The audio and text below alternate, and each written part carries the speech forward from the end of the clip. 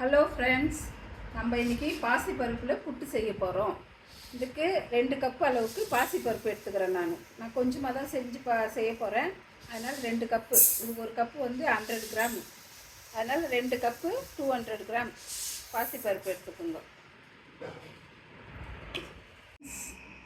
இதுதான் பாசிப்பருப்பு. ஒரு மணி நேரம் ஊற வச்சு அரைச்சிது, நல்லா நைஸாக அரைச்சிங்க. இந்த ரெசிபி மோஸ்ட்லி யாரும் ட்ரை பண்ணுறதில்ல இது, ஆனால் நல்ல ரிச் ப்ரோட்டீன். இது செய்கிறேன் பாருங்கள் நீங்கள் எப்படி இருக்குது அப்படின்னு சொல்லிட்டு. ஃப்ரெண்ட்ஸ், இது அரைச்ச மாவே இட்லி பாத்திரத்தில் தண்ணி ஊற்றி சூடுபடுத்திக்கிட்டு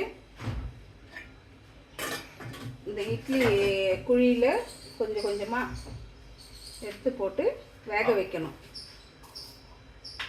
எண்ணெய் தடவிட்டு கொஞ்சம் கொஞ்சமாக கிள்ளி வச்சுங்க.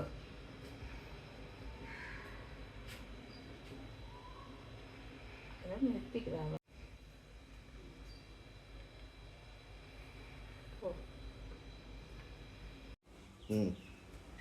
இந்த மாவை வந்து நல்லா இந்த மாதிரி ஆவிரியில் வச்சு ஒரு 15 நிமிஷம் வேக வச்சுங்க. வேக வச்சுட்டு அதுக்கப்புறம் நல்லா 1 hour நல்லா ஆறணும். அதில் சூடே இல்லாமல் நல்லா ஆறணும்.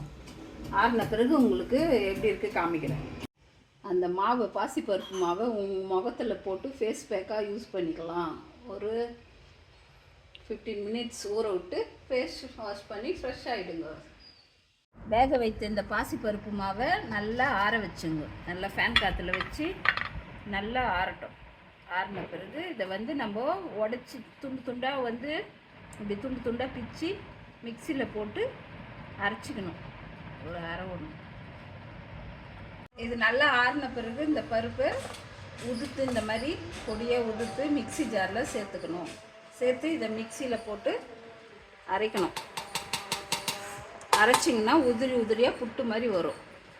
அதில் வெல்லம் சேர்க்கணும். இது முதல்ல அரைச்சி எடுத்துக்கலாம். இந்த மாதிரி மிக்சியில் போட்டு அரைச்சிக்குங்க. உதிரியாக அரைச்சிட்டு அதில் தேங்காய் துருவில் போட்டுங்க.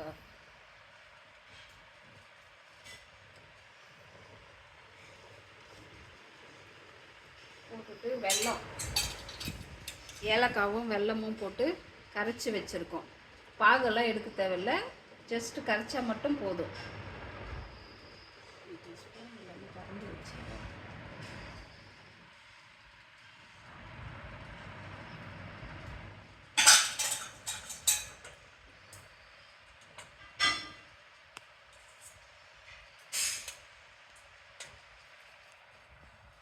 என்னங்க, இது வந்து டேஸ்ட் பண்ணி பாருங்க.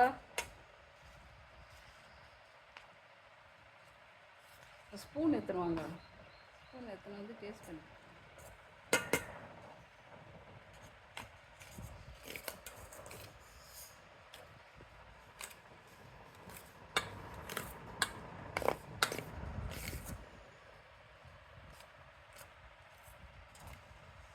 ஒரு 10 நிமிஷம் அப்படியே இது மிக்ஸ் பண்ணிவிட்டு ஒரு 10 நிமிஷம் விட்டிங்கன்னா நல்லா அதில் சேர்ந்துடும். அந்த பாசிப்பருப்போடு அந்த வெல்லம் இனிப்பு சேர்ந்து சாப்பிட இன்னும் டேஸ்ட்டாக தெரியும். சூப்பராக இருக்குங்களாம். சாப்பிட்டுட்டு எங்கள் வீட்டுக்காரர் சொல்லிட்டாரு நல்லா இருக்கு. நீங்களும் உங்கள் வீட்டில் ட்ரை பண்ணி பாருங்கள் இந்த ரெசிப்பியை. இது ஃபுல்லாக பாசிப்பருப்புலேயே செய்யறதுனால இது நல்ல ப்ரோட்டீன் ரிச்சு. இதனால் குழந்தைங்களுக்கெல்லாம் இது கொடுத்தீங்கன்னா ரொம்ப நல்லது. அவங்களும் விரும்பி சாப்பிடுவாங்க. இந்த டேஸ்ட் நல்லாயிருக்கும்.